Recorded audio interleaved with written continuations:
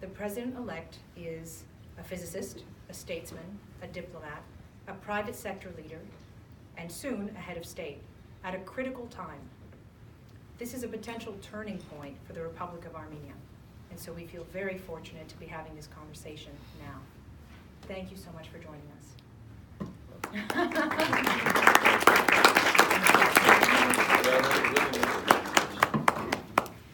Do I really need this?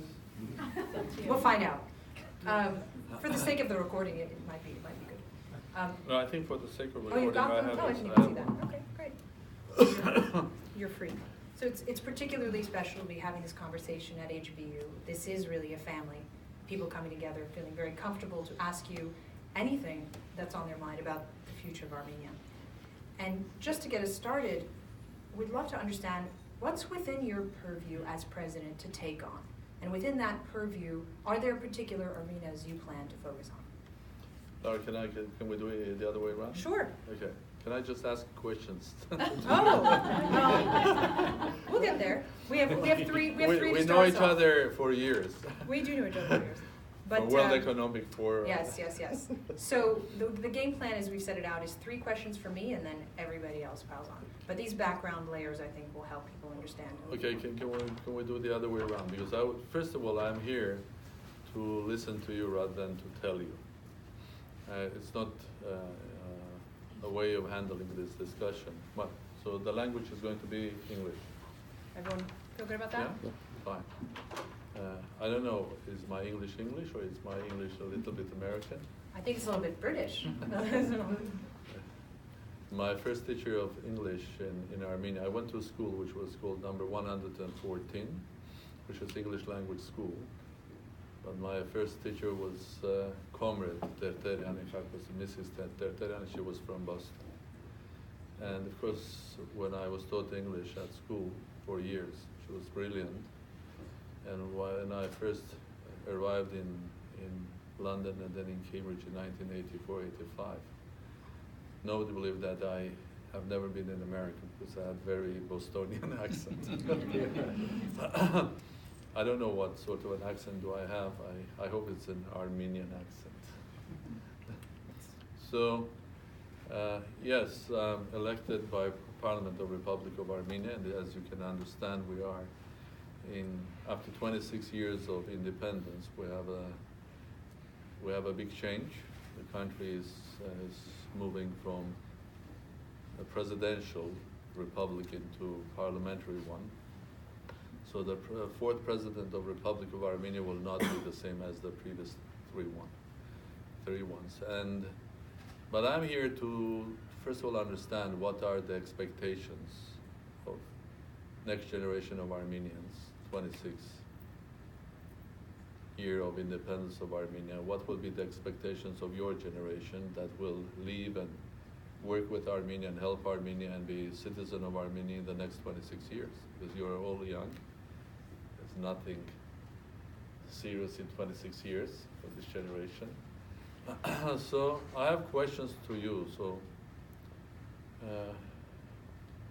how do you see Armenia today? I will appreciate if you will come up with some ideas. What's the first thing that comes to your mind when somebody says Armenia? What is that you like in Armenia? What is that you are concerned of? What is that you would like to change? Okay, let me put this in a different form. If you were elected president of Armenia, you, what is, because I hope there'll be a chance for each of you to become the next president or the one after in Armenia, because the plan that I have is to engage, not only to engage, to make Armenia a different country, a small republic, but a global nation. So each of you not only just feels Armenian, but feels also a part of the country, republic, and feels as a citizen, with or without carrying the passport, because it's the next step. So my question is, if you were the president, what will be your evaluation of current situation, and what is that you would like to do?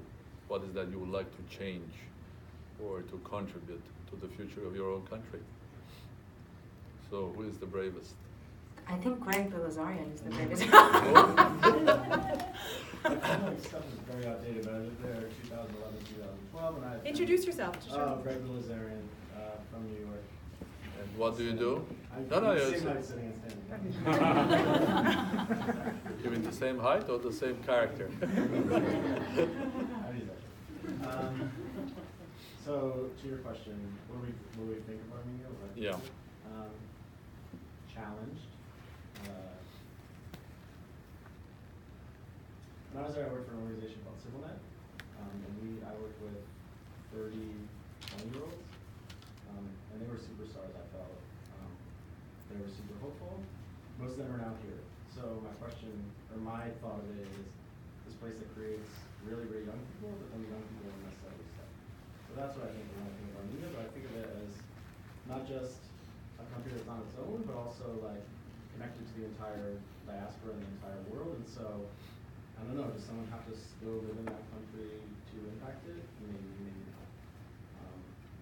not. Not in 21st century? I'm brainstorming because I got cold called, but yeah.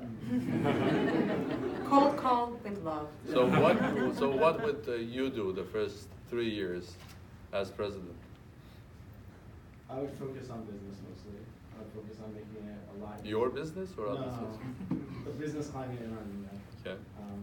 I would probably focus on making sure that not just diaspora-informed businesses, but all businesses felt safe. It was worthwhile to invest because it wouldn't be. So what do we mean by saying safe?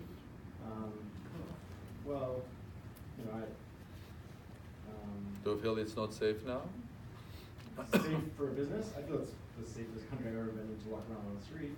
But no, I think that sometimes there are some corrupt activities that make it difficult to do business, to be quite honest. And actually, I don't even think it matters whether or not that statement is true. I think the perception is that statement is true. And if the perception is there, then investing becomes a lot more difficult.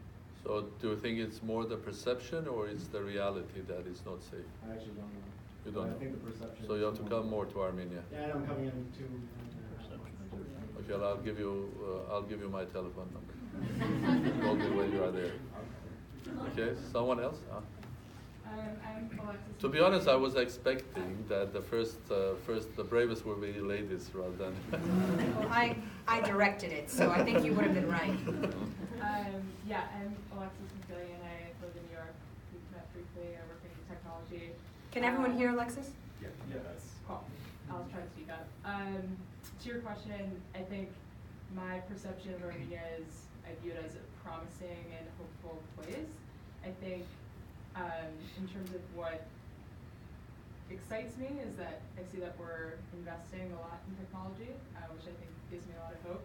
I think the brain drain, so to speak, is something that you mentioned that is obviously going to be a continued challenge, but it seems like we're making progress, and I think doubling down on that